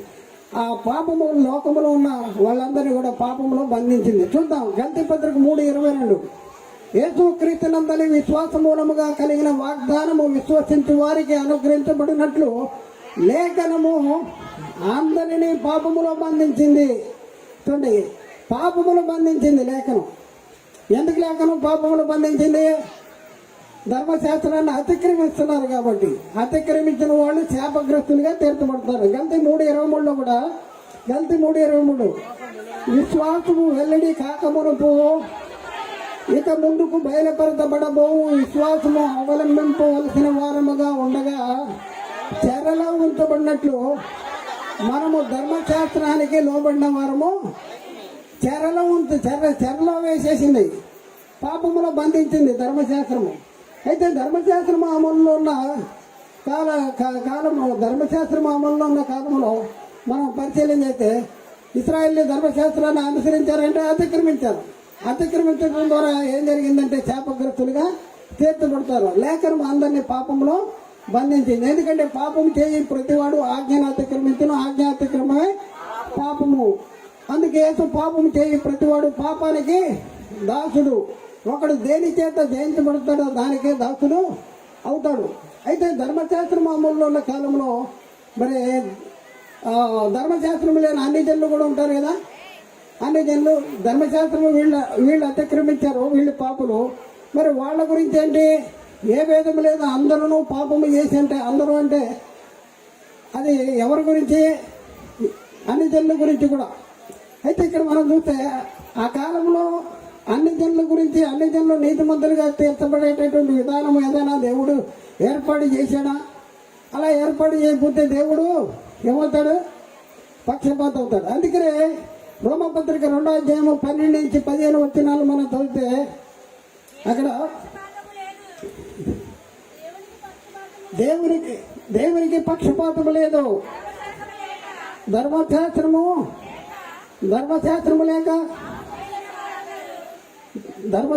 లేక పాపం చేసిన వారందరూ ధర్మశాస్త్రము లేక నశించెదరు. ధర్మశాస్త్రము కలిగిన వారు 12వ వచనం అంటే ఇంకా చదవండి. ఇంకా ధర్మశాస్త్రము లేని, చూడండి ఇక్కడి నుంచి 14వ వచనం కండి, ధర్మశాస్త్రము లేని అన్ని జనులు స్వాభావికముగా ధర్మశాస్త్ర సంబంధమైన క్రియలు చేసిన ఎడల వారు ధర్మశాస్త్రము లేని వారైనను తమకు తామే ధర్మశాస్త్రమైనట్టున్నారు. అట్టి వారి మనస్సాక్షి కూడా సాక్ష్యమించుతుండగను వారి తలంపులు ఒకదాని మీద ఒకటి తప్పు మోపుతూ లేక తప్పు లేదని చెప్పుతుండగా ధర్మశాస్త్ర సారము తమ హృదయములందు వ్రాయబడినట్లు చూస్తున్నాము అనేసి ఇక్కడ రాయబడింది. అంటే ధర్మశాస్త్రము లేని అన్ని జనులు స్వాభావికంగా ధర్మశాస్త్ర సంబంధమైన క్రియలు జరిగిస్తే వాళ్ళు నీతిమంతులుగా తీర్చబడతారు. మరి వాళ్ళు చేశారా? నీతిమంతులు వాళ్ళు జరిగించారా? అన్ని జనులు కూడా జరిగించలేదు. అందుకనే బైబిల్ ఏం చెప్తుంది? ఏ భేదము లేదు. రోమా 3:23లో ఏ భేదము లేదు. అందరూ పాపము చేసి దేవుడు అనుగ్రహించి మహిమను పొందలేకపోతున్నారు. కాబట్టి మనుషులందరూ కూడా పాపము చేశారు. మనుషులందరూ కూడా పాపము చేసి పాపులుగా తీర్చబడేటటువంటి పరిస్థితి మనం చూస్తూ ఉన్నాం. అంటే ఏముంది? దావీదు లోకములో ఏముంది? అందరూ పాపం చేశారు. లోకములో ఏముందంటే పాపం ఉంది. లోకములో పాపం ఉంది. లోకములో పాపం ఉండగా దావీదు తల్లి దావీదుని గర్భము ధరించింది. ఎక్కడ ధరించింది? పాపము లోకములో ఉండగా పాపములో గర్భము ధరించింది. పాపముతో కాదు. అయితే మన వాళ్ళకి పాపములో గర్భము ధరించిందంటే ఎట్లా చెప్పాలి అంటే వాళ్ళకి ధర్మశాస్త్రం అర్థం అవ్వాలి, ధర్మశాస్త్రం తెలవాలి. దావీదు ఏ కాలంలో ఉన్నాడు, ఏ కాలానికి సంబంధించిన మాట చెప్పాడు, దాన్ని ఎలా మనం అర్థం చేసుకోవాలి, ఇది మన వాళ్ళకి అర్థం కాదు. ఇది ఎక్కడ నేర్చుకోలే మన వాళ్ళు, బోధకులు ఎక్కడ నేర్చుకోలే. నేర్చుకోలేకపోవటం వలన అసత్యాన్ని ప్రకటించేటటువంటి పరిస్థితి మనం చూస్తున్నాం. అవును, దావీదు నీ తన తల్లి గర్భము ధరించేటప్పటికి లోకములో పాపం ఉంది. లోకములో ఎందుకు పాపం ఉంది? ధర్మశాస్త్రం అమల్లో ఉంది కనుక. పాపానికి బలం ఎక్కడ? ధర్మశాస్త్రములో. ధర్మశాస్త్రం లేకపోతే పాపము లేకపోవును. ధర్మశాస్త్రము వచ్చినది కనుక పాపము లోకంలోనికి వచ్చింది. పాపము లోకంలోనికి వస్తే ఆ లోకములో పాప లోకములో నా తల్లి నన్ను గర్భము ధరించింది, నేను పాపము లోకములో ఉండగా ఆ లోకములో నేను పుట్టాను అనేది దావీదు చెప్తా ఉంటే, దావీదు జన్మ పాపి, దావీదు పాపం చేశాడు, దావీదు తల్లి పాపం చేసింది, పాపం చేస్తాం వలన దావీదు పుట్టాడు అనేది చెప్పేటటువంటి పరిస్థితి ఉంది. ఒకసారి ఆలోచించండి. ఎందుకు మనం ఆలోచిద్దాం. అవునా కాదా? మరి ఇక్కడ రాయబడ్డ మాట, నేను పాపములో పుట్టిన వాడను, పాపములోనే నా తల్లి గర్భము ధరించింది అనే మాటకి అర్థం చెప్పాలంటే మన వాళ్ళకి ఏం తెలిసి ఉండాలి? ధర్మశాస్త్రాన్ని గురించినటువంటి క్షుణ్ణమైనటువంటి అవగాహన కలిగి ఉండాలి. ఎవరికి లేదు, ఎవరికి అవగాహన లేదు. అందుకనే వాళ్ళ బుర్రల్లో ఏదైతే ఉందో దాన్ని మన మీద రుద్దుతున్నారు. ఎంత భయంకరమైనటువంటి భ్రష్టత్వంలో మనం ఉన్నది. మనని మాయ చేస్తున్నాడు సాతాను. తానే వెలుగుదూత వేషము ధరించుకున్నాడు. వాని పరిచారకులకు నీతి పరిచారకుల వేషము ధరింపజేశాడు. ఇది ఆశ్చర్యం కాదు అంటాడు. ఇది ఆశ్చర్యం కాదు. ఇంతవరకు మీకు అర్థమైందా? దావీదు పాపములో పుట్టాడా, పాపంతో పుట్టాడా? మరి ఎవరన్నా పాపంతో పుట్టాడంటే మీరేం చేస్తారు చెప్పండి? మీరేం చేస్తారు? మేలైనది చేయనరిగుండియో అలాగే చేయని వానికి పాపము కలిగింది. మీకు తెలుసుండి కూడా చెప్పకపోతే పెద్దోడేంటంటే పెద్దోడైనా చిన్నోడైనా ఒకటే చెప్పాలి. తప్పు చెప్పినప్పుడు అది కాదు ఇదని చెప్పాలి. అవునా కాదా? కాబట్టి ప్రియులారా ఆలోచించండి. మరి మనిషి జన్మతః పాపి అంటే వాళ్ళ కారణాన్ని చూపించారు. దావీదు పాపములో పుట్టాను, పాపములోనే నా తల్లి గర్భం ధరించింది అంటే వీళ్ళు ఏం చెప్తున్నారంటే దావీదు పాపంతో పుట్టాడు, పాపంతోనే దావీదు తల్లి గర్భం ధరించింది అని చెప్పారు. అది తప్పు అనేసి మనం చెప్పాం. చెప్పిన వాళ్ళకి బుర్రలో ఇంకోటి ఉంది. వాళ్ళ బుర్రలో ఈ అసత్య బోధకుల బుర్రల్లో ఏముందో అంతా నేను స్కానింగ్ తీసా. టైం ఉంటే వారం రోజులు చెప్తాను. నేను ఆగకుండా చెప్తా, వారం రోజులు మంచినీళ్ళు తాగకుండా చెప్తా. ఒకసారి ఆలోచించండి. వాళ్ళు ఇది కాలికెత్తే మెడకెత్తారు, మెడకెత్తే కాలికెత్తారు. వీళ్ళు మామూలు కాదు, ఇది మామూలు కాదు. అయితే వాళ్ళు ఒక మాట చెప్తారు, ఏంటంటే బాల్య పాపము ఉంది అని చెప్తారు. అసలు మనం బాల్య పాపం ఉందా అనేది మనం ఈ 2 రోజులు నేర్చుకున్న దాని గురించి బాల్య పాపం అనేది లేదు. ఆత్మకి పాపము ఆరోపించబడదు, బాలుడికి ఆత్మకి పాపము ఆరోపించదు. కానీ బైబిల్లో బాల్య పాపము అనే మాట ఒకటి ఉందని బాల్య పాపము అంటారు. అసలు బాలుడు మరి పాపం ఆరోపించబడాలంటే ఏం చేయాలి? ఆజ్ఞ అతిక్రమించడం. బాలుడికి ఆజ్ఞ అంటే ఏంటో తెలుసా? తెలియదు. ఆజ్ఞ అతిక్రమించే స్వభావం ఉంటుందా? మేలు కీడులను వేచింపగల జ్ఞానేంద్రియాలు కలిగి ఉంటాడా? కలిగి ఉండడు. మన అలాంటి వాడికి బాల్య పాపము అనేది బైబిల్లో ఉంటే ఎందుకుందబ్బా ఇది అనేసి ఆలోచించాలి. ఆలోచించుకోకుండా తక్కువ వాళ్ళ మైండ్లో ఉన్న దాన్ని బట్టి మనిషి జన్మతా పాపి కదా, ఇది బాల్య పాపం అనే పదాల దగ్గర ఉంది అని చెప్తారు. అసలు పాపము అంటే ఏంటంటే పాపం చేయి ప్రతివాడు ఆజ్ఞను అతిక్రమించును, ఆజ్ఞ అతిక్రమమే పాపము అంటాడు. ఏ భేదం లేదు, అందరూ పాపం చేసి దేవుడు అనుగ్రహించు మహిమను పొందలేకపోతున్నాడు. అలాగే ఇట్లుండగా ఒక మనిషి ద్వారా పాపం ద్వారా మరణమును లోకములోనికి ఎలాగో ప్రవేశించినో అలాగే మనుషులందరూ పాపము అండర్లైన్ చేసుకోవాలి. పాపము చేసినందున మరణం అనేది అందరికీ సంప్రాప్తమైంది. అలాగే నీతిమంతుడు అవ్వాలంటే ఏం చేయాలి? నీతిని జరిగించే ప్రతివాడు కూడా నీతిమంతుడు. చిన్నపిల్లలారా ఎవరిని మిమ్మల్ని మోసపరచనీయకుడి, ఆయన నీతిమంతుడు అయిన ప్రకారము నీతిని జరిగించే ప్రతివాడు కూడా నీతిమంతుడు అనేది బైబిల్లో రాయబడింది.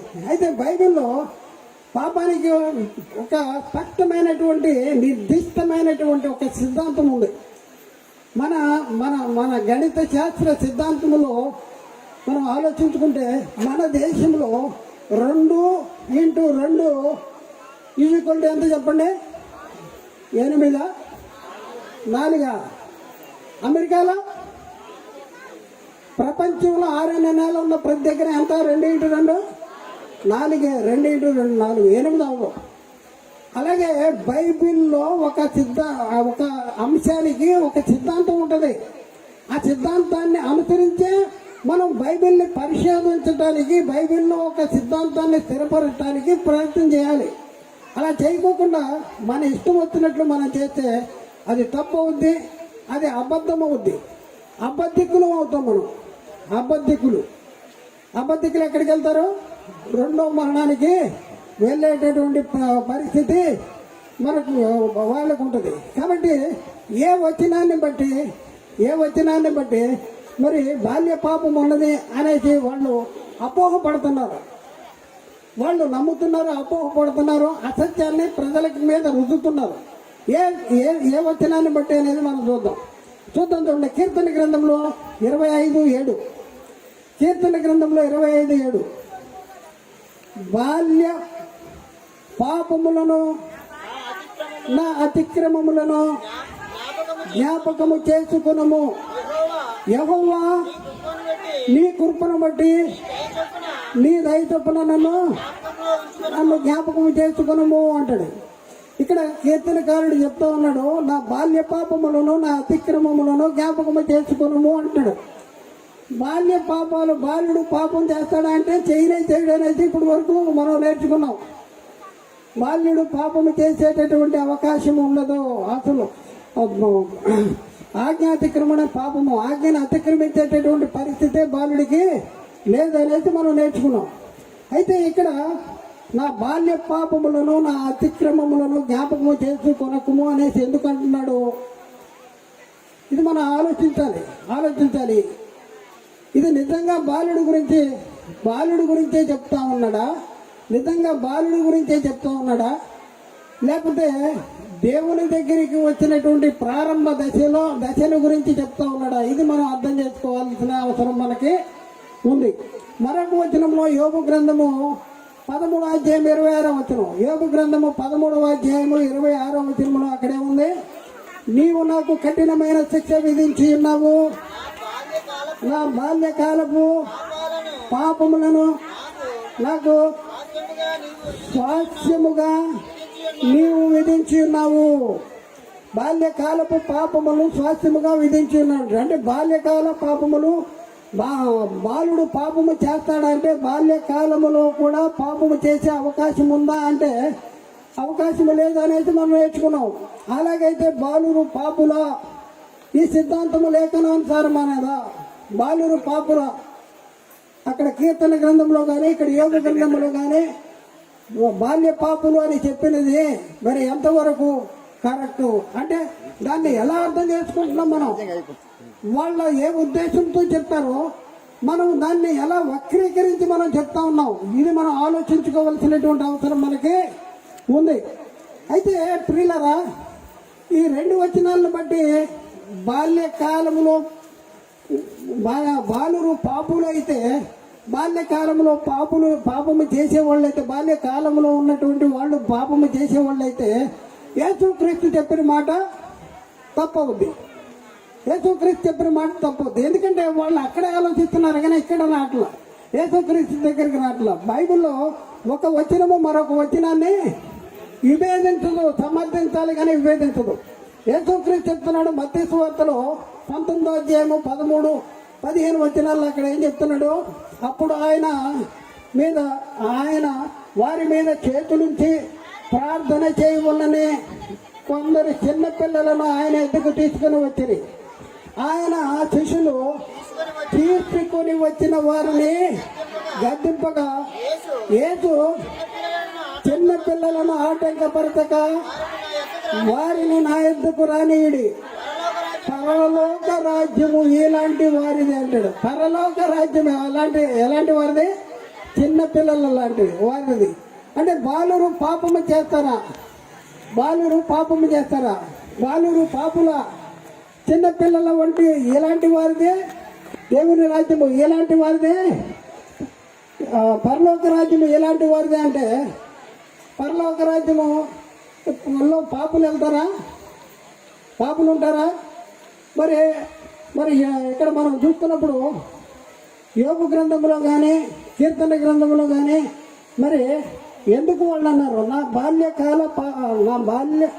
బాల్య పాపములను నా అతిక్రమములను జ్ఞాపకము చేసుకొనకము అనేసి మరి కీర్తన గ్రంథకారుడు కానీ యోగు నీవు నాకు కఠినమైన శిక్ష విధించి ఉన్నావు, నా బాల్యకాలపు పాపములను నాకు స్వాస్థ్యముగా నీవు విధించి ఉన్నావు అనేసి ఎందుకన్నారు? ఇది మనం ఆలోచించాలి. మరొక మాట కూడా చదువుతాం. యేసుక్రీస్తు చెప్పిన మాట మరొక మాట చదువుతాం. బాలురు పాపుల, బాలురికి పరలోక రాజ్యములో ప్రవేశం లేదా అనేది మనం చూద్దాం. మత్తయి సువార్త 18:1-4. ఆ కాలమున శిష్యులు యేసు వద్దకు వచ్చి పరలోక రాజ్యములో ఎవడు గొప్పవాడని అనగా ఆయన ఒక చిన్న బిడ్డను తన ఎద్దుకు పిలిచి వారి మధ్య నిలవబెట్టి ఇట్లనను, మీరు మార్పు నుండి ఈ బిడ్డల వారు వంటి వారైతేనే కానీ పరలోక రాజ్యములో ప్రవేశింపరని నిశ్చయంగా చెబుతున్నాను. కాగా బిడ్డ వలె తను తాను తగ్గించుకున్న వాడెవడో వాడే పరలోక రాజ్యంలో గొప్పవాడు అంటాడు. మీరు ఈ బిడ్డల వంటి వారైతేనే తప్ప పరలోక రాజ్యంలో ప్రవేశింపలేరు. అంటే బిడ్డలకు పరలోక రాజ్యం ఉందా లేదా? ఉంది. మరి బాల్య పాపం అని అక్కడ ఎందుకు అంటున్నారు? అర్థం చేసుకోవాలి కదా. అక్కడ బాల్య పాపము జ్ఞాపకం చేసుకోబాకు. బాల్య పాపం అంటే బాలురు పాపులు చిన్నపిల్లల పాపులు అనేసి అసత్యాన్ని ప్రకటిస్తున్నారు. మరి యేసుక్రీస్తు చెప్పింది కరెక్టా? లేకపోతే కీర్తన యోగ గ్రంథంలో రాయబడింది కరెక్టా? ఏది కరెక్టు? ఒకసారి ఆలోచించండి. ఏది కరెక్టు? అది కరెక్టా? ఇది కరెక్టా? ఇక్కడ బాలురు పాపం చేయాలంటే బాలురు ఎప్పుడు పాపం చేయగలరు? బాలురు పాపము చేసే కెపాసిటీ ఉన్న వయసు ఎప్పుడు మనం నేర్చుకున్నాం. ఇప్పుడు ఎక్కడ? ఎబ్రీ గ్రంథంలో 5వ అధ్యాయంలో 13-14 వచనాల్లో మనం చూసాం.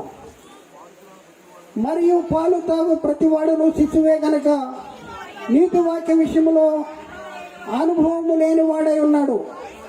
వయసు వచ్చిన వారు అభ్యాసము చేత మేలు కీడులను వివేచించుటకు సాధకము చేయబడినటువంటి జ్ఞానేంద్రియములు కలిగి ఉన్నారు. సాధకము చేయబడినటువంటి జ్ఞానేంద్రియాలని కలిగి ఉన్నారు గనక బలమైన ఆహారం. అంటే ఒక తప్పు చేయాలంటే ఎప్పుడు చేయగలరంటే వయసు వచ్చిన వారు చేయగలరు. ఎందుకంటే మేలు కీడులను వివేచించగల జ్ఞానేంద్రియాలని వాళ్ళు కలిగి ఉన్నారు. మేలు కీడులను వివేచించడానికి కలిగిన జ్ఞానేంద్రియాలు ఉన్నప్పుడు మాత్రమే వాళ్ళు తప్పు చేసే అవకాశం అనేది ఉంటుంది. కాబట్టి చిన్నపిల్లలు పాపులు అవుతారా? యేసుక్రీస్తు చెప్పిన మాటను బట్టి మరి దేవుడు నరులను ఎలా సృజించాడు? యథార్థవంతులుగా సృజించాడు కదా. దేవుడు నరులను యథార్థవంతులుగా సృజించాడు. దేవుడు నరుని ఎలా సృజించాడంటే యథార్థవంతులుగా సృజించాడు. తన స్వరూపంతో తన పోలిక చొప్పున నరుని సృజించాడు. ఎక్కడ? ఆదికాండములో 1:26-27 వచనాల్లో, ఆదికాండం 1:26-27 వచనాల్లో దేవుడు తన స్వరూపమందు తన పోలిక చొప్పున నరులను చేయదము, వారు సముద్రపు చేపలను. చాలండి. దేవుడు ఏం చెప్పాడంట? తన స్వరూపమందు తన పోలిక చొప్పున నరుని సృజించాడంట. అయితే గమనించండి ప్రియులారా, చాలా జాగ్రత్తగా ఆలోచించండి. కీర్తనకారుడు అంటున్నాడు, యోబు గారు అంటాడు, నా బాల్యకాలపు పాపాలు అంటాడు. బైబిల్ చెప్తుంది బాల్యకాలం పాపాలు అసలు ఉండవు, ఇలాంటి వారిదే పరలోక రాజ్యం అనేసి బైబిల్ చెప్తుంది. మనం ఎలా అర్థం చేసుకోవాలి, బైబిల్ని ఎలా చదవాలి, బైబిల్లో ఉన్న సంగతులను ఎలా మనం వివేచించాలి, ఇది మనకు తెలిసి ఉండాలి. లేకపోతే మన ఇష్టం వచ్చినట్టు మనం చదివితే తప్పైపోద్ది. ఒకసారి మనం ఆలోచిద్దాం. మరి బైబిల్లో ఆనోకు దేవునితో నడిచాడంట. దాన్ని ఎలా అర్థం చేసుకుందాం? దేవునితో నడిచాడంటే ఎక్కడ నడిచాడు? దేవునితో ఎక్కడ నడిచాడు? దేవునితో నడిచాడంట ఆనోకు. దేవునితో ఎక్కడ నడిచాడు? ఆకాశంలో నడిచాడా? దేవునితో నడుస్తూ ఏం చేశాడు? కుమారులను కుమార్తెలను కన్నాడంట. అక్కడి నుంచి కిందకి ఇసిరేసాడా? దేవునితో నడవటం అంటే ఏంటి? ఈ నడక అనేది కాలుకి దూరానికి సంబంధించిన నడక అంటే కాదు. ఆనోకు జీవించిన కాలంలో దేవునికి ఇష్టడుగా జీవించాడు, దేవునికి ఇష్టమైన కార్యాలని జరిగించాడు, దేవుని చిత్తాన్ని జరిగించాడు, దేవునికి ఇష్టమైనటువంటి కార్యాలను జరిగించాడు. అందుకని ఆనోకు గురించి ఏమని రాయబడింది? దేవునితో నడిచిన వాడు అని. అలాగే ఆనోకు మాత్రమే కాదు కానీ నోవాహు కూడా దేవునితో నడిచిన వాడు. నోవాహు అంటాడు, ఈ తరములో నీవే నీతిమంతుడిగా నాకు కనపడుతున్నావు అంటాడు. అంటే దేవునికి ఇష్టలుగా ఉన్నటువంటి వారిని గురించి బైబిల్ ఏమని చెప్తుందంటే నడిచిన వారు అంటాడు. ఎక్కడ చూడండి, ఆదికాండం 5:22 మీరు రాసుకోండి. ఆదికాండం 6:9 నోవాహు కూడా దేవునితో నడిచిన వాడు అనేది ఉంది. ఎలా నడిచారు? ఈ నడక అనేది కాళ్ళకి దూరానికి సంబంధించిన నడక అంటే కానే కాదు. మరి ఎలా అర్థం చేసుకోవాలి? బైబిల్ ఎలా అర్థం చేసుకోవాలి? ఆత్మ సంబంధమైన సంగతులతో సరిచూసుకుని సర్వ సత్యాన్ని అర్థం చేసుకుంటానికి ప్రయత్నం చేయవలసినటువంటి అవసరం ఉన్నది. అయితే ప్రియులరా, మరి ఈ నడక ఇక్కడ మనం చూస్తే బాల్య పాపమా అంటే ఏ బాల్యం ఇది? వయసులో బాల్యమా, లేకపోతే వయసులో పెద్దవాళ్ళైనప్పటికీ కూడా దేవుని అనుసరించడంలో వెంబడించడంలో ప్రారంభ దశను బాల్యము అని అంటున్నారా? ఇది మనం ఆలోచించాలి. ఇది ఆలోచించకపోతే మొత్తం పప్పులో కాలేసే. అందుకనే మనిషి జన్మతో పాపి అనేసి అసత్య సిద్ధాంతాన్ని మరి సిద్ధపరిచారు. చూద్దాం ప్రియులరా, ఇర్మీయా గ్రంథంలో 32వ అధ్యాయంలో 10వ వచనం, 32వ అధ్యాయం 30వ వచనం, 32, 30 ఇర్మీయా గ్రంథము. ఎలాగనగా ఇశ్రాయేలు వారును యూదా వారును తమ బాల్యము మొదలుకొని నా ఎదుట చెడుతనమే చేయుతూ వచ్చుతున్నారు. తమ చేతి క్రియల వలన వారు నాకు కోపము పుట్టించువారు. ఇదే యెహోవా వాక్కు. ఈ వచనం మనం చదువుతుంటే మనకేమర్థం అవుతుంది? ఇశ్రాయేలు వారంట, యూదా వారంట తమ బాల్యము మొదలుకొని, బాల్యం అంటే ఏ బాల్యము?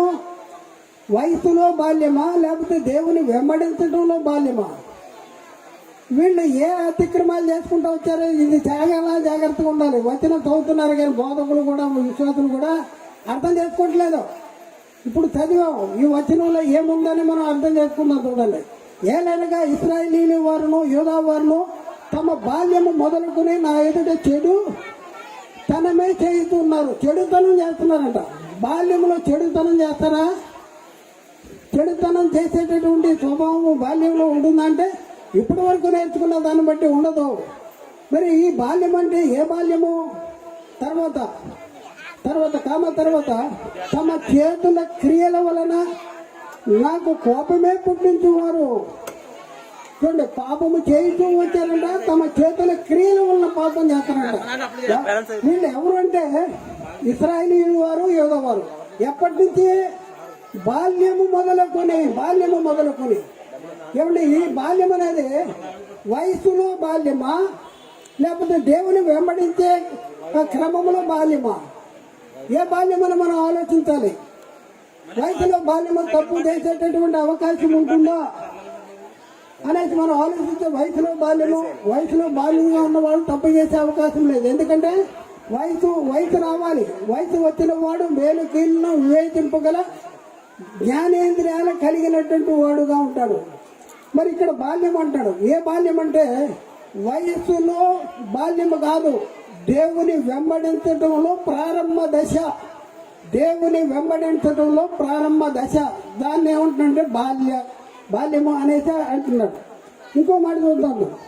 బాల్యమున ఐగుప్తు దేశములో నుండి అది వచ్చినది, అప్పుడు నా మాట విన్నట్లు అది ఇచ్చట నుండి నా మాట వినును అంటున్నాడు. ఎక్కడంటే హోషేయ గ్రంథంలో 22వ అధ్యాయము 15వ వచనం.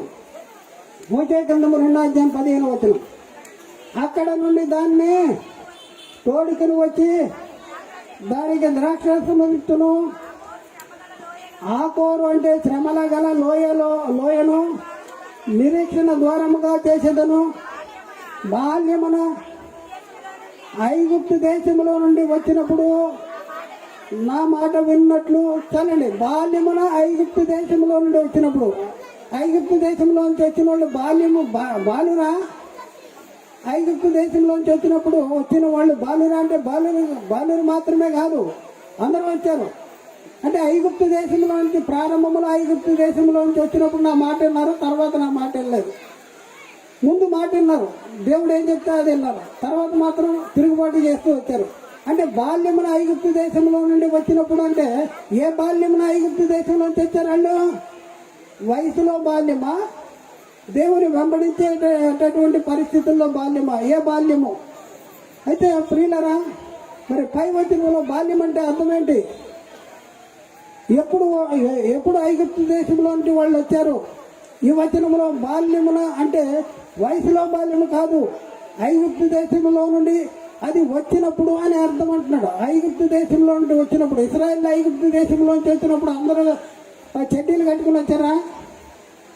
చిన్నపిల్లల ఎత్తుకుని వచ్చారా? కాదు. మరి ఎందుకు అలా అంటాడు? ఐగుప్తు దేశంలో నుండి వచ్చిన వారు, ఆయన మాట వినువారు వయసులో బాలురా, లేకపోతే ఐగుప్తు దేశంలో నుండి వచ్చిన ప్రారంభ దశలో ఉన్నవారా? ఐగుప్తు దశలో నుంచి వచ్చినప్పుడు ప్రారంభ దశలో ఉన్న వారిని గురించి బాల్యమున అంటున్నాడు. ఇది వయసులో బాల్యం కాదు, ఇది వయసులో బాల్యం కాదు. వీళ్ళు ఈ వచనాలన్నీ పోయి చేసుకుని మనకు కౌంటర్ వేస్తున్నారు. మీరు వేసే కౌంటర్కి నేనే రివర్స్ చేస్తున్నా. చెప్పండి, బాల్యం అంటే ఏంటి? ఒకసారి ఆలోచించండి. దేవుని వెంబడించేటటువంటి ప్రారంభ దశని బాల్యం అనేది బైబిల్ చెప్తుంది. బాల్య పాపము అంటాడు. నా బాల్య పాపములో జ్ఞాపకము చేసుకోనొకము అంటాడు. ఏ బాల్య పాపం? దేవుని వెంబడించేటటువంటి ప్రారంభ దశలో చేసినటువంటి పాపం. వయసులో పెద్దవాడైనా కూడా దేవుని వెంబడించేటటువంటి ప్రారంభ దశలో. ఇర్మియా గ్రంథంలో 11వ అధ్యాయం 7వ వచనం. ఇర్మియా గ్రంథము 11వ అధ్యాయం 7వ వచనం. ఐగుప్తు దేశంలో నుండి పితరులను రప్పించిన దినమున మొదలుకొని నేటి వరకు నేను గట్టిగాను ఖండితముగాను చెప్పుతూ వచ్చి తిని, నా మాట వినుడని పెందలెక్కడనే లేస్తూ వచ్చి తిని. నా మాట వినుడని పెందలెక్కడనే లేచి చెప్పానంటాడు. అంటే ఈ పెందలెక్కడ అనేది దేవుని వెంబడించడంలో ప్రారంభ దశ. దాన్ని ఏమంటున్నారు? బాల్యకాలం. ఇంకా చాలా వచనాలు ఉన్నాయి. అయితే ప్రియులరా, ఇక్కడ బాల్య పాపాలు అంటే ఏంటి? బాల్య పాపాలు అంటే వయసులో బాల్య పాపం, వయసును బట్టి బాల్య పాపం అంటున్నాడా? లేకపోతే దేవుని వెంబడించేటటువంటి క్రమంలో బాల్య పాపం అంటాడా? ఎలా అర్థం చేసుకోవాలి? దేవుని వెంబడించే క్రమంలో ప్రారంభ దశలో వాళ్ళు చేసినటువంటి అతిక్రమాల గురించి బాల్య పాపము అనేసి అంటున్నటువంటి పరిస్థితి మనం చూస్తూ ఉన్నాం. ఈ మాటలు చెప్తా ఉంటే మరొక మాట చెప్తూ ఉంటారు. ఏం చెప్తానంటే, ముగిస్తాను నేను. మా తండ్రులు పాపము చేసి గతించిపోయి వారి దోష శిక్షను మేము అనుభవించుతున్నాము అంటారు. తండ్రులు పాపము పిల్లలకు వస్తుందా అంటే, ఇక్కడ మా తండ్రులు పాపము చేసి గతించిపోయారంట, వారి దోష శిక్షను మేము అనుభవిస్తున్నాం అంటున్నారు. చూద్దాం, రెఫరెన్స్ చూద్దాం. విలాప వాక్యాలు 5వ అధ్యాయం 7వ వచనం. 5వ అధ్యాయం 7వ వచనం. మా తండ్రులు పాపము చేసి గతించిపోయి మేము వారి దోష శిక్షను అనుభవించుతున్నాం. చూడండి, తండ్రులు పాపం చేసి గతించిపోయారంట, వారి దోష శిక్షను మేము అనుభవిస్తున్నాం అంటారు. మరొక వచనం చూద్దాం. మరొక వచనం ఎక్కడంటే ఇర్మియా గ్రంథంలో 32:18-19 వచనాలు. ఇర్మియా గ్రంథము 32:18-19 వచనాలు.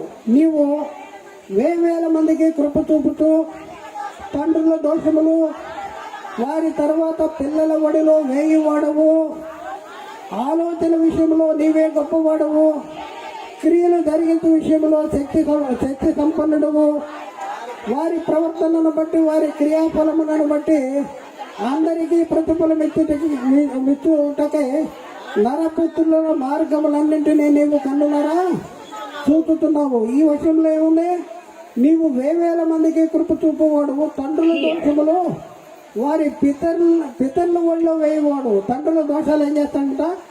పితరుల ఒళ్ళో వేయవాడు. అంటే తండ్రులు పాపం చేస్తే పిల్లలు కూడా పాపులు అయిపోతారు అనేసి తండ్రి వాళ్ళకి పుట్టిన వాళ్ళ తండ్రి పాపం చేసిన తండ్రులకు పుట్టిన పిల్లలు పాపులుగా పుడతారు అని చెప్తా ఉంటారు. ఈ వచనాన్ని చెప్పి ఈ వచనాన్ని పుట్టే నిజమేనా? పాపులుగా పుడతారంటే పాపులుగా పుట్టరు అనేది 2 రోజులు మనం నేర్చుకున్నాం. మరి ఎందుకంటున్నా ఇక్కడ తండ్రులు పాపం చేస్తే పిల్లలు పాపులుగా పుడుతున్నారా, పాపులు అవుతున్నారా, నరకానికి వెళ్ళే పరిస్థితి ఉందంటే అలా ఏమి లేదు ఇక్కడ. మరి ఎందుకు ఆ మాట రాయబడి ఉంది? ఎందుకు ఆ మాట రాయబడి ఉంది? అసలు ఆ రాయబడిన మాటలో అర్థం ఏంటి? ఇది అర్థం కాదు.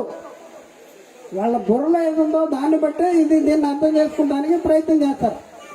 విలాప వాక్యాల్లో ఏమనుంది? మా తండ్రులు పాపము చేసి గతించిపోయి మేము వారి దోష శిక్షను అనుభవించుతున్నాము. ఈ వచ్చిన ఏమర్థమవుతుంది మీకు? ఏమర్థమవుతుంది? తండ్రులు పాపం చేసి గతించిపోయారట, వాళ్ళ దోష శిక్షను అనుభవిస్తున్నాం. వాళ్ళ పాపము మా మీదకి వచ్చిందని అంటే ఇక్కడ దోష శిక్ష, వాళ్ళ దోష శిక్ష మేము అనుభవిస్తున్నాం అన్నారు. తండ్రులు చేసిన పాపం మాకు వచ్చేసిందని అట్లా దోష శిక్ష, వాళ్ళు చేసిన దోషానికి శిక్ష అనుభవిస్తున్నారు అంటున్నాడు. ఏంటి దోష శిక్ష అనుభవించటం? దోష శిక్ష అనుభవించటం ఏంటి? ఇది మనం ఆలోచించాలి. చూద్దాం. ఇది అర్థం అవ్వాలంటే 1వ వచనం కానీ చదవాలి. 1వ వచనం విలాప వాక్యాలు 5వ అధ్యాయం 1వ వచనం కానీ చదవాలి. యెహోవా వీళ్ళు ఇశ్రాయేలు యెహోవాకు మొర్రెట్టుకుంటున్నారు. యెహోవా మాకు కలిగిన శ్రమ జ్ఞాపకము చేసుకునము, దృష్టించి మా మీదకి వచ్చిన నింద ఎట్టిదో చూడము. మా స్వాస్థ్యము పరదేశుల వశమాయను, మా ఇల్లు అన్నిల స్వాధీనమాయను. మేము దిక్కు లేని వారము, తండ్రి లేని వారము, మా తల్లులు విధవరాండ్రేని ద్రవ్యమిచ్చి నీళ్లు తాగితిమి, క్రయములకు కట్టెలు తెచ్చుకుంటుమి. మమ్మను తరుమువారు మా మెడ మీద ఎక్కి ఉన్నారు, మేము అలసట చెంది ఉన్నాము. విశ్రాంతి అనేది మాకు లేదు.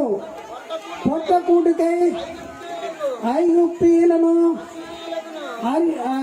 అశూరీలను లోబడి ఉన్నాము. ముందు చెప్పిన మాటలన్నీ పక్కన పెట్టేస్తారు మన వాళ్ళు. ముందు చెప్పిన మాటలు పక్కన పెడతారు. మా తండ్రులు పాపము చేసి గతించిపోయి వారి దోష శిక్షను మేము అనుభవిస్తున్నాం. ఏంటి దోష శిక్ష? దోష శిక్ష పాపం అనిపిస్తున్నారా? పాపం చేసి వీళ్ళు తండ్రులు చేసిన పాపానికి పిల్లలు దోష శిక్ష అంటే ఏంటి? వాళ్ళు చేసినటువంటి దోషం ఏంటంటే దేవుని మాట వినలేదండి. తండ్రులు దేవుని మాట వినలేదు. తండ్రులు ఏం చేశారు? దేవుని మాట వినక దేవుని చిత్తాన్ని జరిగించకపోతే దేవుడు వాళ్ళని ఏం చేశాడు? శత్రువులకు అప్పగించాడు. శత్రువులు ఏం చేశారు? శత్రువులు వచ్చి తండ్రులను చంపారు. తండ్రులు చంపితే మరి భార్యలు ఎలా ఉన్నారు? భార్యలు ఎలా ఉన్నారంట? విధవరాళ్ళు అయిపోయారంట. వాళ్ళు చెరకొనిపోయారు. చెరకొనిపోయిన పరిస్థితుల్లో వాళ్ళ పరిస్థితి ఎలా ఉంది అనేది చెప్తా ఉన్నాడు. వాళ్ళ పరిస్థితి ఎలా ఉంది? మాకు కలిగిన శ్రమను జ్ఞాపకము చేసుకో, దృష్టించి మా మీదకి వచ్చినటువంటి నిర్ణయం ఏంటిదో చూడుము, మా స్వాస్థ్యము పరదేశం వస్తున్నాయను అంటాడు. మా ఇండ్లు అన్నిల స్వాధీనం అయిపోయినాయి. ఎవరు చేసిన దోషము? ఎవరు చేసిన దాన్ని? తండ్రులు దోషం చేస్తే ఆ దోష ఫలితం ఎవరికి వస్తుంది? పిల్లలకు వస్తుంది. ఒక తండ్రి ఉన్నాడు, ఆయనకున్న ఆస్తి చాలా ఆస్తి ఉంది. ఆయన జీవించిన కాలంలో ఆయన ఆస్తినంతా కూడా చెడు వ్యసనాలకి బానిసైపోయి ఆస్తినంతా కరగదీసేశాడు. ఆయనకు ఒక కొడుకున్నాడు. ఆ కొడుకు ఏమో అని మాట్లాడుతున్నాడు తెలుసా, మా తండ్రి చేసినటువంటి దోషానికి నాకు ఈ కర్మ వచ్చింది అనేది చెప్తున్నాడు. తండ్రి తప్పు చేయడం వలన ఆ తప్పుకి ఆ దోష ఫలితం అనేది వస్తుంది. కోటీశ్వరుడిగా ఉండవలసినటువంటిది తండ్రి ఉన్న ధనాన్ని వేయపరిచేసి ఇష్టం వచ్చినట్టు ఖర్చు పెట్టేస్తే పిల్లలకి ఏం మిగిలింది? ఏం మిగలేదు. అదే చెప్తున్నాడు, మా తండ్రులు పాపం చేసి గతించిపోయారు, వారి పాప శిక్షను మేము అనుభవిస్తున్నాం అంటాడు. ఏంటి వాళ్ళు దోష శిక్షను, పాప శిక్ష కాదు, దోష శిక్షను అనుభవిస్తున్నాం. ఏంటి దోష శిక్ష అంటే? విలాప వాక్యాలు 5వ అధ్యాయం 1 నుంచి ఇప్పుడు చదివాం, 1 నుంచి 6 వచనాల వరకు ఉన్నాయి. మరి చదువుతున్నారా? అది మాకు అవసరం లేదు. మాకు ఏది కావాలో అదే చేస్తాం, అదే చదువుతాం. అయ్యగారు దీనికి ఏమర్థం చెప్తారండి అంటాడు. దీనికి ఏమర్థం చెప్తారంటే 1 నుంచి 5 వచనాలు చదవండి అని చెప్పాలి మీరు. అర్థమైందా? ఇంకా మనం ముగిస్తున్నాం. ఇంకా మనం చూస్తే ఇంకా దీని గురించి చాలా సంగతులు ఉన్నాయి. ఏమైందండి? అయిపోయింది కదా, చూద్దాం. అయితే ప్రియులరా, ఇంకా దీని గురించి ఇంకా చాలా సంగతులు ఉన్నాయి. వాటి గురించి మనం తర్వాత నేర్చుకుందాం. ఇంకా మనం పరిశీలన చేస్తే కొన్ని సంగతులు మనం నేర్చుకుందాం. ఏంటి ఆ సంగతులు అంటే,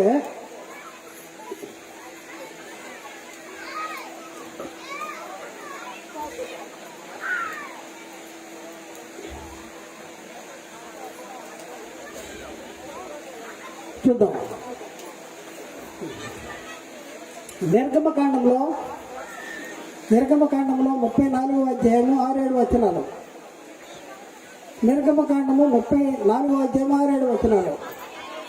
అతని ఎదుట యెహోవా అతన్ని దాటి వెళుతూ, యెహోవా కనికరము, దీర్ఘశాంతము, విస్తారమైన కృప, సత్యములు గల దేవుడైన యెహోవా, ఆయన 1000 మందికి కృప చూపుతూ దోషులను, అపరాధములను, పాపములను క్షమించును గాని ఆయన ఎంత మాత్రమును దోషులను నిర్దోషులుగా ఎంతక 3-4 తరముల వరకు తండ్రుల దోషములు